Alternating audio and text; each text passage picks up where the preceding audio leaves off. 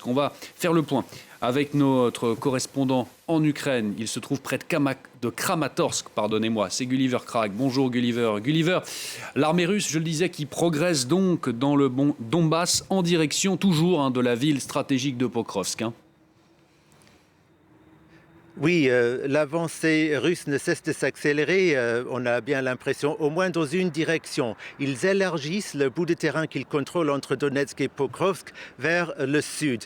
Il y a un air de résignation, même si c'est seulement dans cette direction que les Russes avancent, que la prochaine bataille, ce sera vraiment dans la ville de Pokrovsk même, qu'il est peut-être même juste une question de jours avant que les Russes ne soient aux portes de cette ville. J'ai échangé des messages avec un soldat ukrainien qui défend justement cette zone au sud-est de Pokrovsk et qui disait que la situation était extrêmement difficile, que les Russes utilisaient l'aviation de manière très extensive, les bombes planantes, forçant les Ukrainiens à abandonner leur position et à se retirer. Et il exprimait une certaine amertume par rapport à ces opérations ukrainiennes dans la région russe de Koursk. Il disait pourquoi est-ce qu'on avait besoin d'occuper du territoire dans un autre pays, pourquoi ces ressources militaires n'ont pas tous été envoyées ici pour se concentrer sur la défense de la région du Donbass. Vous savez, l'un des objectifs de l'opération à Koursk était de forcer la Russie à envoyer des renforts vers Koursk et donc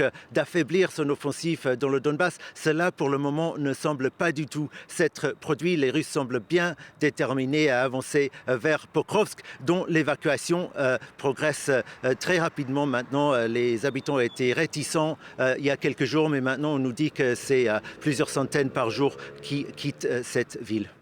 Situation très difficile donc près de Pokrovsk. Donc quelle est la situation de Gulliver là à Kramatorsk? Là vous vous trouvez au moment où l'on se parle, qui est dans la partie sous contrôle ukrainien du Donbass.